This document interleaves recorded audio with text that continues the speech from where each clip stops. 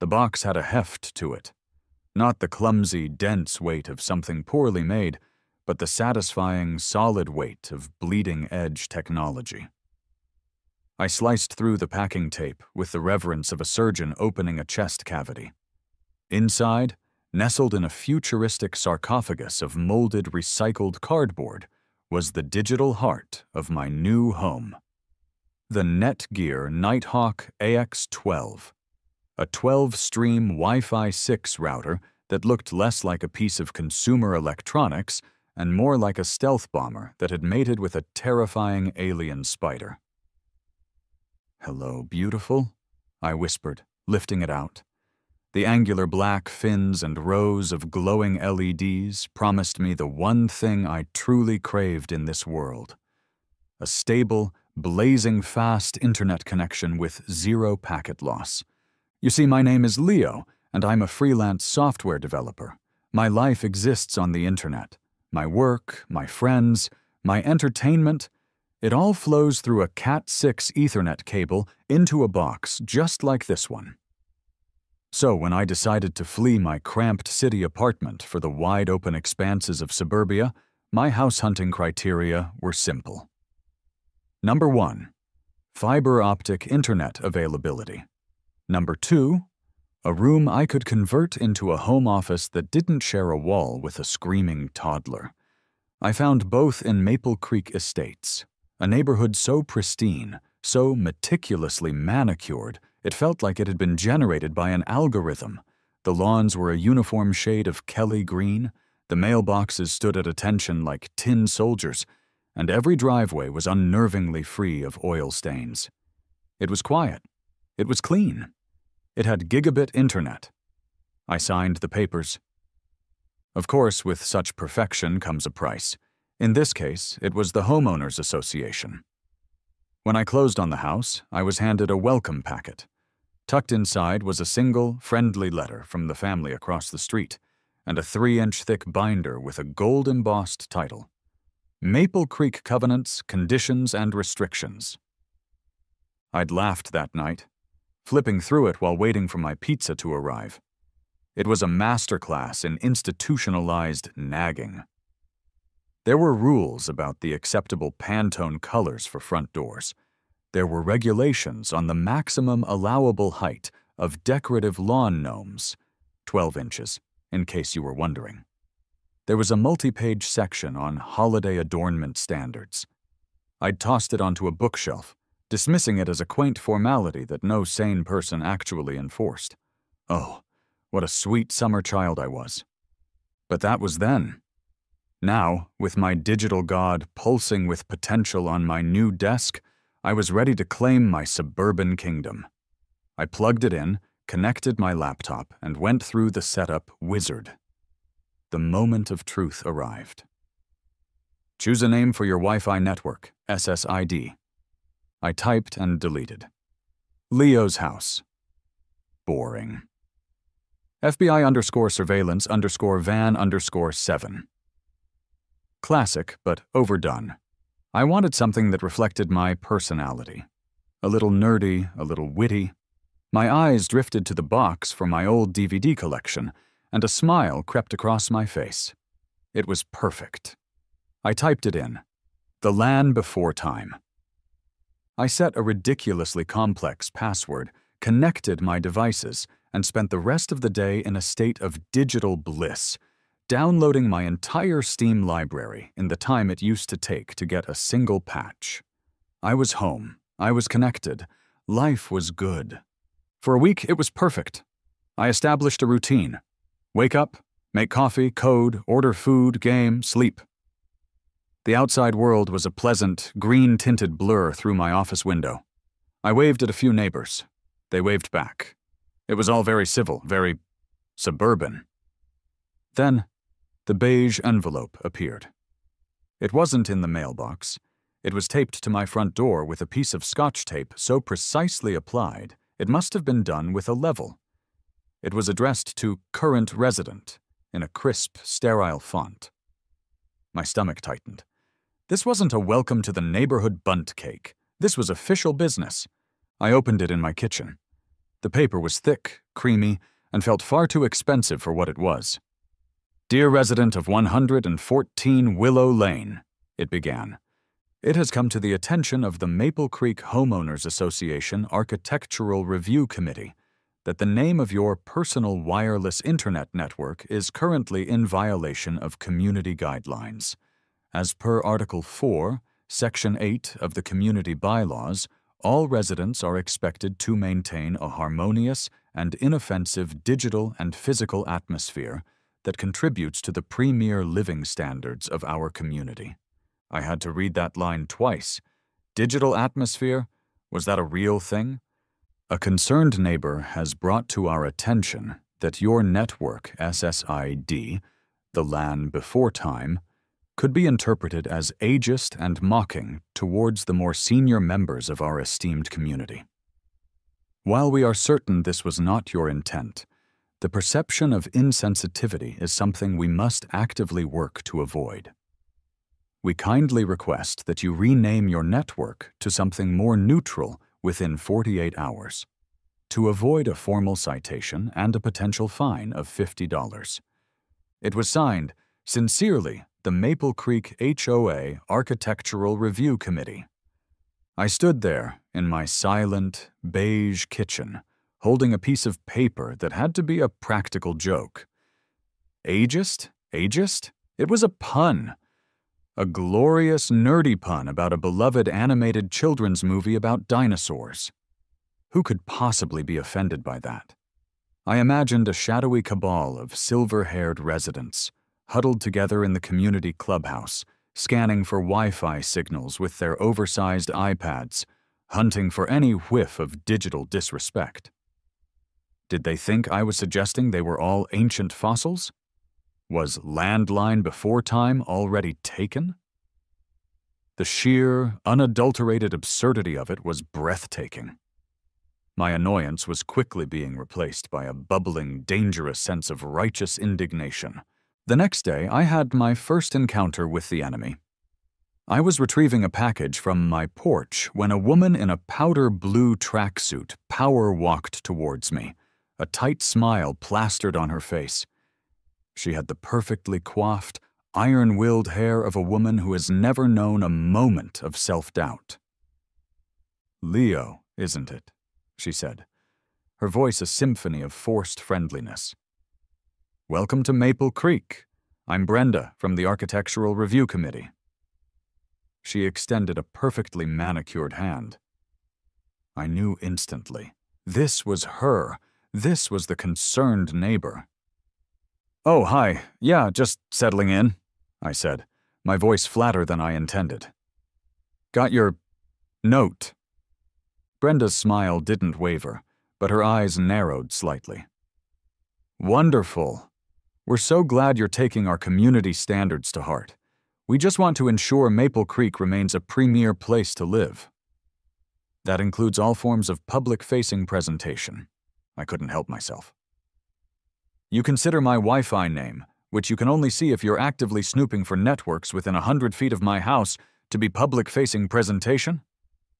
"In a manner of speaking," she chirped, completely unfazed. "It's about perception, Leo. The idea of the community we present. We wouldn't want someone to hang, say, a pirate flag from their porch. And by the same token, we don't want someone broadcasting, well, you know, unseemly jokes." The condescension was palpable. She was talking to me as if I were a child who had scrawled a naughty word on a bathroom stall. I just stared at her. "Right. Well, wouldn't want to disrupt the harmonious digital atmosphere," I said, the sarcasm practically dripping from my teeth. Her smile finally faltered. "Precisely. I'm glad we understand each other. Have a lovely day." She pivoted on her pristine white sneakers and power-walked away, leaving me fuming on my own porch. I went back inside, my blood boiling. I pulled up my router's admin page. My first instinct was pure defiance. I could change it to something far worse, something truly, undeniably offensive. But that's what she wanted. She wanted a fight she could win. She wanted to slap me with fines and paint me as the villain. No. I wouldn't give her the satisfaction. I deleted the "Land Before" time. With a sigh of defeat, I typed in the most boring, soulless name I could imagine. Leo Home Network 5G. I clicked Apply. The router rebooted.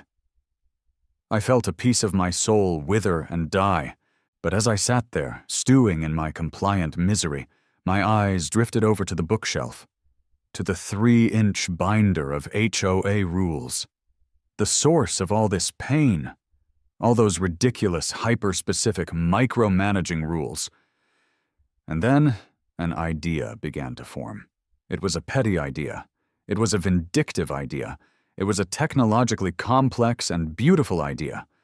Brenda wanted me to respect the rules. Fine. I would respect all of them. I would make this entire neighborhood intimately, inescapably familiar with every single one of her precious, stupid rules. That evening, I declared war. My weapon of choice was not a flaming bag of dog poop on Brenda's doorstep, but something far more insidious. My theater of operations was the 2.4 and 5 gigahertz radio frequency spectrum. My co-conspirator was a bottle of Bullet bourbon. I retrieved the Maple Creek Covenant's Conditions and Restrictions from the bookshelf. The thud it made as I dropped it on my desk felt like a gavel striking down a verdict. I poured myself a healthy 2 fingers of whiskey, neat, and opened the binder. For the next hour, I wasn't a coder. I was a legal scholar, poring over the sacred text of suburban tyranny. And my God, it was a gold mine. It was one thing to skim it, but to truly read it was to take a journey into the heart of micromanaged madness. I started highlighting the most egregious offenses against common sense, my laughter growing louder with each page turn. There it was, in black and white. Rule 7, B. All holiday decorations, including but not limited to lights, wreaths, and inflatable figures, must be removed within 10 days of the specified holiday. Rule 19. D. All window coverings, blinds, shades, curtains, visible from the street must be of a uniform white or off-white color. Rule 24. A. Trash and recycling receptacles may not be placed curbside prior to 6 p.m. on the evening preceding scheduled pickup. Rule 31. F. No portable recreational equipment, including basketball hoops, may be left in the driveway or on the street overnight. It went on and on, a sprawling epic of pedantry. There was a rule about the approved species of trees you could plant. A rule about the decibel level of outdoor music after 8 p.m. A rule about not leaving garage doors open for more than an hour at a time. Each one was a tiny, perfectly polished stone in the great wall of Brenda's beige kingdom. My plan was simple: malicious compliance. She wanted a harmonious digital atmosphere. I would create a symphony of harmony, an orchestra of obedience. I logged back into my Nighthawk's admin panel, navigating to the guest network settings.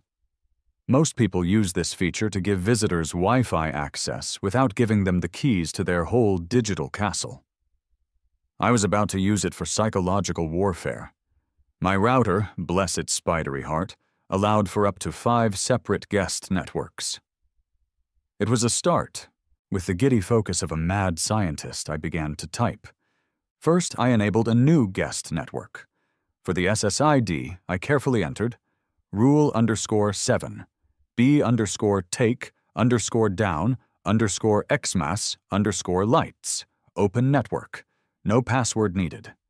I wanted everyone to see it. I enabled another, rule_19. D_window_blinds_must_be_beige. Then another, rule_24, A_trash_cans_out_after_6 p.m.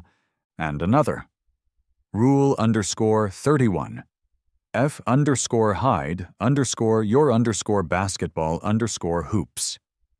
For my fifth and final slot, I couldn't resist a little personal touch. This underscore is underscore a underscore harmonious underscore digital underscore atmosphere. I hit apply changes and watched the router reboot. I grabbed my phone, opened the Wi-Fi settings, and watched the list populate. There they were.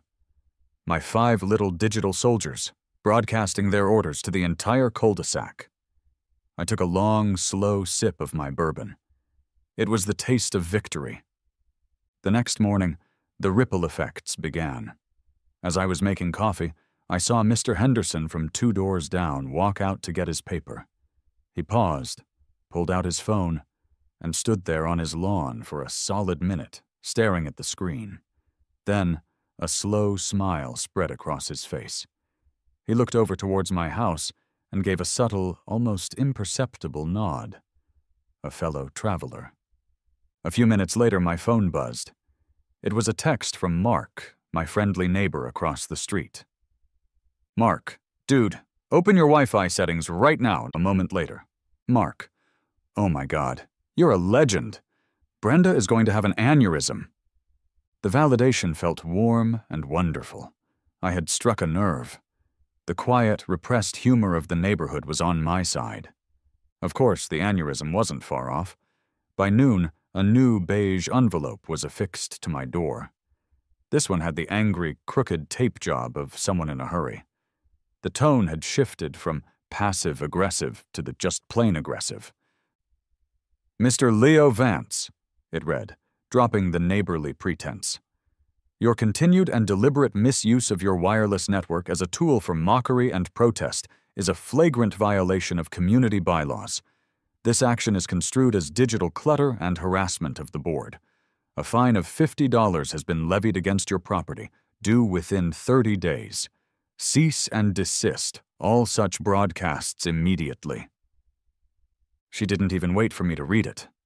My doorbell rang, a series of sharp, impatient jabs. I opened it to find Brenda standing there, arms crossed, her powder blue tracksuit replaced by a militant-looking beige pantsuit. This has gone far enough, Leo, she said, her voice tight. This is a direct violation of the Community Communications Bylaw. I leaned against the door frame, feigning confusion. Which one? I've got them all listed. Maybe you can point it out for me.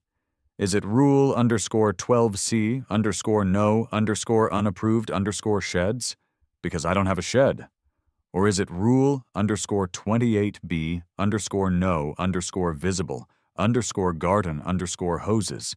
My hose is coiled, I promise. Her face, already pinched with fury, turned a shade of crimson I'd previously only seen on overripe tomatoes. You think you're clever. You think you're so very clever. This is harassment, plain and simple. I am calling a special meeting of the board. We will not be mocked. Great, can't wait, I said with a cheerful grin. Will there be snacks? According to Rule 4.2.g, all community meeting refreshments must be from a licensed and insured vendor. No homemade brownies, Brenda. It's in the book. She made a sound like a kettle reaching its boiling point, spun on her heel, and stormed off down my walkway. I closed the door, my heart pounding with adrenaline. I had won the battle, but she had just declared all-out war, and as the adrenaline faded, a troubling thought hit me. I went back to my desk and looked at the HOA binder.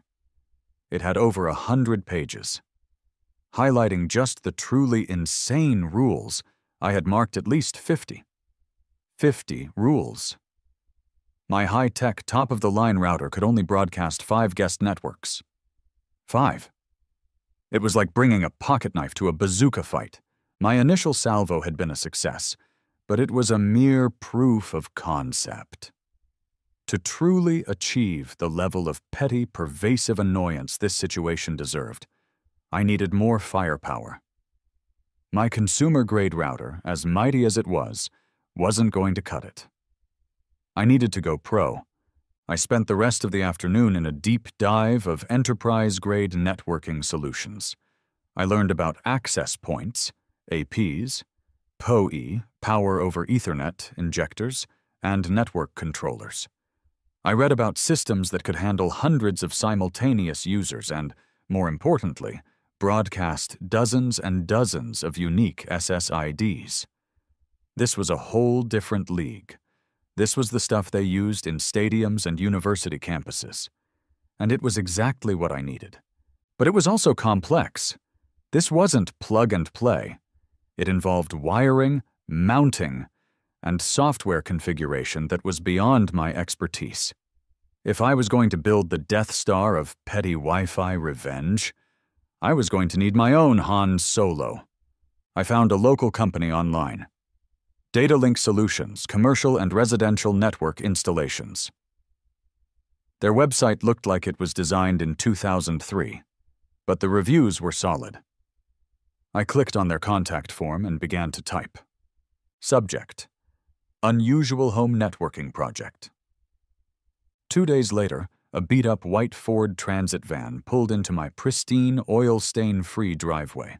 The logo on the side read Data Link Solutions in a faded blue font. A man who looked like he'd been personally assembled from spare parts, and cynicism hopped out. He was maybe in his mid-40s, with a salt and pepper beard, a faded Metallica t-shirt that was probably older than me, and a tool belt slung low on his hips. He walked up to my door with the weary stride of a man who has seen the absolute worst of humanity through their poorly configured routers. "Leo?" he grunted, not bothering with a handshake. "I'm Dave. Got your email. Said you had an unusual project. Let me guess. You want to stream 8K video to your smart toilet while simultaneously running a crypto mining farm in the attic." "Something like that," I said, letting him in. "Coffee?" "Always," he said, scanning my living room with a professional eye. "All right, kid, lay it on me. What's the issue? Dead spots in the garage? Can't get a signal on the back patio?" I led him into my office. The beige envelopes and the 3-inch binder of doom were laid out on the desk like evidence in a murder trial. "No, my coverage is great," I said. "I have a different kind of problem. I need to broadcast a lot of networks, like 50 of them." Dave stopped his scan of the room and slowly turned to look at me. He blinked once, then twice. 50, he asked, his voice flat. 50 separate Wi-Fi networks? For what? You running a hotel I don't know about? A co-working space for ants? I didn't say anything. I just pushed the HOA binder towards him, along with the 2 letters from Brenda. "I'm running a public information campaign," I said. Dave picked up the first letter, the one about the land before time. He read it, his brow furrowed. He then read the second letter, the one with the fine. A corner of his mouth twitched. Finally, he opened the binder to a random page I had bookmarked. His eyes scanned the text. "Rule 33.b, he read aloud, his voice a gravelly monotone. "All exterior garbage receptacles must be stored out of sight from the street, either within the garage or behind an approved fence screen." He looked up at me, then back at the book, then back at me. And then it happened. It started as a low rumble in his chest, a seismic tremor of suppressed amusement. The rumble grew into a chuckle, and the chuckle erupted into a full-blown, deep-throated laugh. It was a genuine, unrestrained, glorious belly laugh of a man who has just found out the world is even more stupid than he suspected. He leaned back against the desk, wiping a tear from his eye. "An HOA," he wheezed, catching his breath. "An HOA told you your Wi-Fi name was ageist, and your master plan is to broadcast every single one of their insane rules as a Wi-Fi name? Kid?" He shook his head, a massive grin spreading across his face. "This is the best damn job I've been offered in 10 years. Hell yeah, let's do it. Let's do it right." Suddenly, Dave's entire demeanor changed. The weary cynicism was gone, replaced by the focused energy of a master craftsman who has just been handed the commission of a lifetime. He was no longer just a contractor. He was my quartermaster, my head of R&D for Operation Petty Retaliation. Okay, so a consumer router is useless for this, he began, already pacing my office. What we need is a proper Unify setup. We'll get a central controller, a Dream Machine Pro. Overkill for a house this size, but it'll give us the processing power. Then we'll strategically place 4 U6 light access points. One in the attic pointing down, one in the crawl space pointing up, one at each end of the house. We can make each AP broadcast a unique set of SSIDs. We'll blanket this whole block in a beautiful, invisible cloud of malicious compliance. It was the most beautiful speech I had ever heard. The installation felt less like a home improvement project and more like a scene from a heist movie. Dave arrived the next morning with a van full of unmarked cardboard boxes.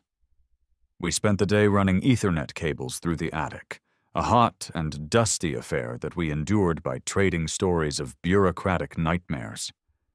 Dave, it turned out, had a deep and abiding hatred for HOAs, born from years of being told he couldn't park his work van on the street or use a specific brand of satellite dish. This wasn't just a job for him. This was a crusade. By late afternoon, the hardware was in place. 4 discrete white discs, mounted in places no one would ever see them. We retreated to my office, the command center, where the Dream Machine Pro hummed with quiet power. Dave plugged in his laptop. "All right, Maestro," he said. "Time to write the symphony." For the next hour, we sat side by side, meticulously typing in the names of our 50 networks. We arranged them thematically. The lawn and garden rules went on one AP, the trash and vehicle rules on another. The architectural and decoration rules on a third.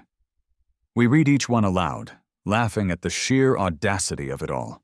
Rule _3.A _grass _ no _ higher _ than _3 _inches. Rule _5.C _mailbox _flag must not be faded. Rule _8.C no political signs larger than A4. Rule _11 dot. A no artificial turf permitted. Rule _15.E holiday lights must be white only. Rule _2.B mailbox must be official community black. Rule _29.D no bird feeders visible from street. Rule _38.A all pets must be leashed no exceptions. Rule _45.D no working on cars in driveway. And for the final crowning achievement, broadcast from all 4 access points for maximum coverage, we added the cherry on top. Brenda _plus read the rules THX. The list was complete. 51 invisible spears, all aimed directly at the heart of the Maple Creek HOA. Dave looked over at me, his eyes gleaming with mischievous pride. "Ready to launch?" he asked. I nodded, my heart pounding. "Light 'em up." With a single dramatic click of the mouse, Dave hit apply. A progress bar appeared on the screen, and then it was done. To the naked eye, nothing had changed. The neighborhood was as quiet and peaceful as ever, but in the invisible world of radio waves, a revolution had just taken place. I pulled out my phone. I opened my Wi-Fi settings. The list of available networks just kept scrolling, and scrolling, and scrolling. It was magnificent. The digital apocalypse began quietly. It started with the neighborhood text chain, a single message from a guy down the street. Is anyone else seeing this? Then came the screenshots. then the crying, laughing emojis, then the full-blown chaos. The feed, normally reserved for discussions about lost cats and recommending plumbers, became a running commentary on the absurdity of our own lives. Sarah, 121 Willow. OMG. Rule_19, D_window_blinds_must_be_beige. I got a letter about that last month. Tom, 108 Willow. No _working_on_cars_in_driveway. I just changed my oil last weekend. Am I a criminal? Mark, 115 Willow. Leo, you magnificent bastard. I'm buying you a beer. From my window, I had a clear view of Brenda's house. I watched as she came out to get her mail, phone in hand. She stopped dead in her tracks. She stared at the screen, her face contorting through a series of emotions: confusion, disbelief, dawning horror, and finally pure, unadulterated rage. She looked around wildly, as if she could physically see the Wi-Fi signals choking the air around her. She started marching from her house, clearly on a mission to rally her supporters, but I saw doors close and blinds get drawn as she approached. Nobody wanted to be a part of this. The victory was sweet, but short-lived. That evening, a new kind of envelope appeared on my door. It wasn't beige. It was a thick, heavy, legal-sized manila envelope, delivered by a certified courier. My stomach dropped. Inside, on thick, creamy letterhead from a downtown law firm, was a formal cease and desist order. It was full of intimidating legal jargon: digital harassment, targeted intimidation, defamation of the board, and my personal favorite, intentional infliction of emotional distress. It concluded by announcing an emergency community meeting to be held in 2 days at the clubhouse. The agenda: to discuss the ongoing digital infractions by the resident of 114 Willow Lane, and to hold a vote on levying the maximum allowable community fine and pursuing further legal action. The stakes had just been raised. This was no longer about a $50 fine. Brenda was coming for me with lawyers. The words legal action have a way of sucking the fun out of a good prank. For a moment, the bravado drained out of me, replaced by a cold knot of anxiety in my stomach. Were they serious? Could you actually sue someone for having annoying Wi-Fi names? I had no idea. This was uncharted territory. Was my brilliant act of malicious compliance about to cost me thousands of dollars in legal fees? Was this too much? I picked up my phone and called the only person I knew who would understand. Datalink Solutions, this is Dave. Dave, it's Leo. They're threatening to sue me, man, I said, my voice tight with stress. I could hear the smile in his voice. They sent you the scary lawyer letter, huh? Classic move. Let me guess, it mentioned intentional infliction of emotional distress? Yeah, that's the one. Don't sweat it, kid, Dave said, his tone as calming as a shot of whiskey. It's a bluff. A big, expensive bluff. Think about it. What are their damages? Did Brenda have to go to the hospital because she scrolled too much? Did the sight of rule_33B _no_visible_garbage_cans cause her to break out in hives? Any judge with half a brain would laugh them out of the courtroom. You think so? I know so, he said confidently. The discovery process alone would be a comedy goldmine. Imagine her lawyer standing up in court. Your Honor, my client was emotionally distressed by a network named rule_28B_no_visible_garden_hoses. It's nonsense, a scare tactic. But you absolutely have to go to that meeting. It's your masterpiece. You're the artist. And this is your gallery opening. You gotta be there to see the looks on their faces. Dave was right. His cynical, real-world perspective was the antidote to my spiraling anxiety. This wasn't a legal battle. It was a public relations battle. and Brenda's only weapon was her own ridiculousness. So I began to prepare. I didn't need a lawyer, and I didn't need a fancy speech. My entire defense was already written down, bound in a 3-inch binder. I went to my printer and, one by one, printed out a fresh copy of each of the 51 rules I was broadcasting.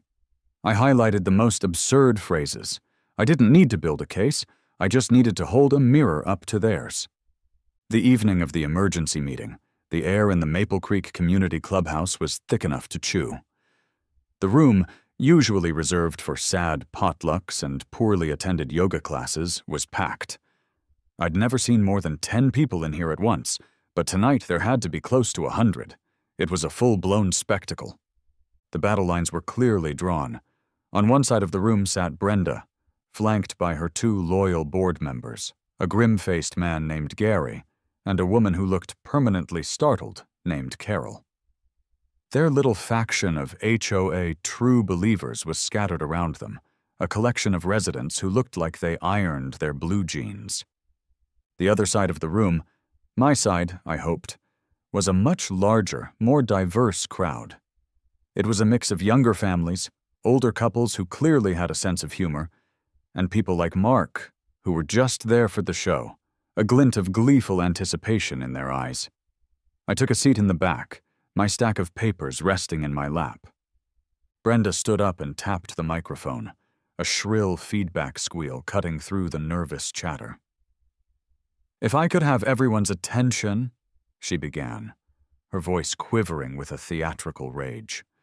"We are here tonight to discuss a grave matter, a matter of community standards, of decency, and of a premeditated, malicious attack on the peace and harmony of Maple Creek." She gestured to a projector screen where a comically long screenshot of my Wi-Fi list was displayed. "For the past several days, this resident," she said, pointing a trembling finger in my direction, "Mr. Leo Vance, has engaged in a campaign of digital harassment. He has used his property as a platform to mock the very rules that protect our property values and ensure this remains a desirable place to live. He has caused distress, he has created a hostile environment, and he has thumbed his nose at this board and at every single one of you who follows the rules." She delivered the monologue with the gravitas of a wartime prime minister. It was a truly masterful performance of self-important victimhood. "The board proposes an immediate and final cease and desist order," she concluded, "followed by the maximum allowable fine of $1,000 and a motion to empower our legal counsel to take further action as they see fit. We will now hear from Mr. Vance, though I can't imagine what he could possibly say to defend these actions." All eyes turned to me. I felt a surge of adrenaline as I walked to the podium. I placed my stack of papers down and looked out at the crowd. "Hi, everyone," I started, my voice calm. "My name is Leo, and if you don't know who I am, you've probably seen my Wi-Fi. Brenda is right about one thing. I did this, but she calls it a cyber attack. I call it an open book test. A test to see if we've all actually read the contract we signed when we moved in here." I picked up the first sheet of paper. "Rule 15, E. Holiday lights must be white only." I read clearly into the microphone. I looked up. "Forgive me, but since when are we the North Pole's minimalist cousins? Are we afraid a splash of red or green might incite some sort of festive chaos? I saw the Hendersons put up blue lights for Hanukkah last year. Was that an act of rebellion? Should we have fined them?" A nervous laugh rippled through my side of the room. I picked up the next sheet. "Rule 3. A. Grass may be no higher than 3 inches. 3 inches. My lawnmower, a brand I'm sure many of you own, has settings for 3.5 and 4 inches. Is using a standard feature of a common lawnmower an act of anarchy in Maple Creek? Should I be arrested for improper mowing?" The laughter grew louder. I saw Brenda's face tightening, her knuckles white as she gripped the table. I kept going, one rule at a time, letting the sheer lunacy of their own words do the work for me. "Rule 29. D. No bird feeders visible from the street. What is the logic here? Are we anti-bird? Do we believe sparrows and finches lower our property values? Rule 45. D. No working on cars in the driveway. So if I get a flat tire, I'm supposed to have it towed to a garage rather than change it myself on my own property. With every rule I read, the mood in the room shifted. The indignation was moving from Brenda's camp over to the general population. People were shaking their heads, whispering to each other. They weren't laughing at me anymore. They were laughing at the rules. They were laughing at the board. Brenda couldn't take it. She shot up from her chair. "This is not a joke!" she shrieked, her voice cracking. "This is about order. This is about protecting our investment. I will not let you stand there and destroy this community with your sophomoric antics." The argument was about to devolve into a full-blown shouting match, but just as I was about to respond, the double doors at the back of the clubhouse swung open. 2 uniformed police officers walked in, hands on their belts, with the universally weary expression of cops who have been called to deal with something stupid. The room fell into a stunned silence. Brenda's face lit up with a triumphant smirk. Her cavalry had arrived. "Officers, thank you for coming," she said, her voice dripping with vindication. "I'd like to report this man for harassment." The first officer, who looked like he was maybe 25, sighed so deeply it seemed to pain him. He glanced at his partner, who was studiously avoiding eye contact with anyone. "Ma'am, we got a call about a Wi-Fi dispute?" he asked, the question mark hanging in the air with palpable disbelief. "Yes," Brenda said, pointing at the projector screen. "He's broadcasting dozens of harassing messages, targeting me and the board." The second officer finally spoke up, his voice deadpan. "Ma'am, are these messages being sent to you, like texts or emails, or are they just names of networks you can see if you scan for Wi-Fi on your phone?" "They are broadcast for everyone to see," Brenda insisted. The first officer took over, his patience clearly wearing thin. "Right, but that's not a crime. It's not harassment. It's not anything, really. As long as he isn't hosting an open network to, like, steal people's bank information, he can name his Wi-Fi whatever he wants. For all I care, he can name it I Hate Brenda from the HOA, and there's still nothing we can do about it." His partner, unable to contain it any longer, let out a snort of laughter and quickly disguised it as a cough, turning away from the podium. The effect was devastating. In that one moment, every ounce of Brenda's authority, every bit of her carefully constructed power, evaporated into the stale clubhouse air. She had brought a nuclear bomb to a thumb wrestling match, and it had blown up in her own face. The officer turned to me. "Sir, is your network password protected?" "Yes, officer, WPA3 encryption on all of them." He nodded. "Then you're fine." "Ma'am," he said, turning back to a pale, speechless Brenda, "please don't call 911 for HOA disputes again. Have a good night, folks." And with that, they turned and walked out, leaving a crater of stunned silence in their wake. The meeting was over. The war was won. The silence in the clubhouse lasted for about 5 seconds. Then it broke. Not with a bang, but with a wave of quiet, incredulous laughter. People started shaking their heads, looking at each other with wide eyes.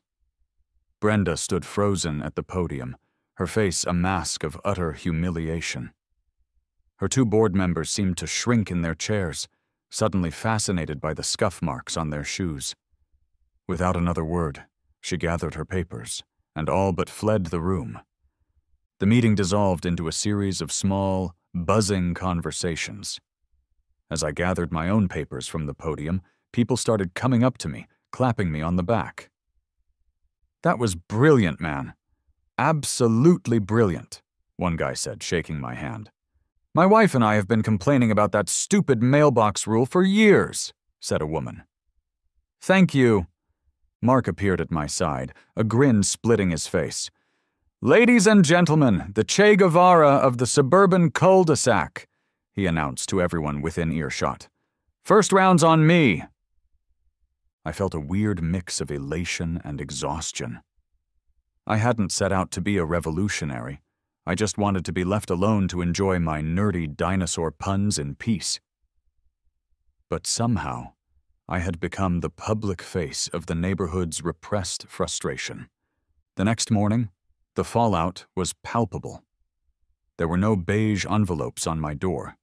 Instead, someone had left a six-pack of a local IPA on my porch with a note that just said, "For the cause." The neighborhood text chain was abuzz with a new topic, a petition to recall the entire HOA board. It already had dozens of signatures. Brenda's reign of terror was officially over. A few days later, Dave's work van pulled into my driveway. He hopped out, not with a tool belt this time, but with a small cooler. "Heard through the grapevine that the grand finale was a showstopper," he said as I let him in. He opened the cooler and pulled out 2 cold beers. "Came by to, check the signal integrity." We sat in my office, the command center, and I recounted the entire meeting for him, complete with the arrival of the cops and Brenda's spectacular implosion. He laughed so hard he nearly fell out of his chair. "I knew it," he roared. "I hate Brenda from the HOA. The cop actually said that? Oh, that's beautiful. That's poetry." He took a long swig of his beer. "Best damn network I ever built." "Couldn't have done it without you," I said, and I meant it. We clinked our bottles together. It felt like the end of a successful campaign, but my quiet life wasn't quite ready to return. A week later, my doorbell rang. It was Mark, but he wasn't alone. He was flanked by Mr. Henderson from 2 doors down and Sarah from the text chain, a delegation. "Leo," Mark said, his tone unusually serious. "The recall petition was a massive success. The board has to step down. We're holding an election to form a new one." "That's great news," I said, genuinely happy for the neighborhood. "It is," Sarah chimed in, "and we were all talking. We think you should run for president." I stared at them, horrified. The words hit me like a physical blow. President? Me?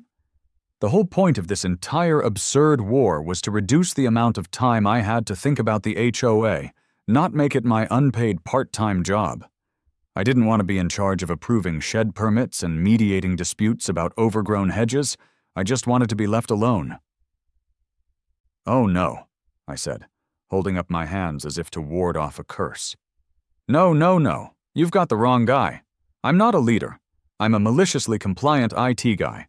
I protest things from my desk, not from a boardroom." Mark laughed. "We know. But you're the only one who had the guts to actually stand up to them. Everyone trusts you." I saw the hopeful looks on their faces and felt a pang of guilt. They had my back, and now they needed me. But I knew myself. I would be a terrible HOA president. I would probably try to replace all meetings with a shared Google Doc and communicate exclusively through Slack. "I can't," I said finally. "I'm sorry, but I just can't. But," I added, seeing their faces fall, "I can offer a compromise." I saw a path to my peaceful solitude. "I won't be on the board, but I will serve as a technical advisor, a consultant. We can go through that binder together and rewrite the whole damn thing. Strip it down to the bare essentials. Things that affect safety, structural integrity, and shared resources. Everything else, gone. No more rules about lawn gnomes or the color of your blinds." A slow smile spread across Mark's face. "A constitutional convention for the cul-de-sac. I like it. Deal." The next few months were a quiet, productive blur. The new board was elected, a group of reasonable, sane human beings led by Mark. True to my word, I helped them gut the old rule book. We kept the boring, necessary stuff about dues and maintaining the swimming pool, but we axed nearly 70 pages of pure pedantry. The reign of beige was over. One sunny afternoon, months later, I sat in my office. Outside, I could see kids playing basketball in their driveway. Mr. Henderson had a tasteful, multicolored wreath on his door, even though it wasn't a holiday. The neighborhood felt relaxed. It felt like a place where people actually lived, not a showroom. I logged into my Unify controller. The list of 51 SSIDs popped up, a monument to a bygone era. They had served their purpose. With a series of satisfying clicks, I began deleting them, one by one. Rule_3.A_grass_no_higher_than_3_inches. Delete. Rule_15.E_lights_must_be_white_only. Delete. Brenda_please_rad_the_rules_thx. Delete. Soon they were all gone. My digital protest was over. All that was left was my primary, boring network. Leo Home Network 5G. I looked at it for a long moment. It didn't feel right anymore. It felt like a relic of my surrender, not my victory. I highlighted the name and deleted it. I thought about what this whole ridiculous journey had been about. It started with a stupid rule and ended with a community taking back its own common sense. It was about getting along, not by enforcing conformity, but by allowing for a little bit of humanity. My phone buzzed. It was a text from Mark. Mark, just checked my Wi-Fi. All the rules are gone. End of an era. Me. Yep, declared total victory. Mark, so what's the new name? Going back to the dinosaurs? I smiled and typed my reply as I hit apply on the controller. Me. Nah, something a little more aspirational. On his phone and on every device in a 100-foot radius, a single, powerful Wi-Fi network was now broadcasting from my house. It had a new name, a new mission statement for Maple Creek Estates. It was our new rule number 1. Rule_1_be_excellent_to_each_other.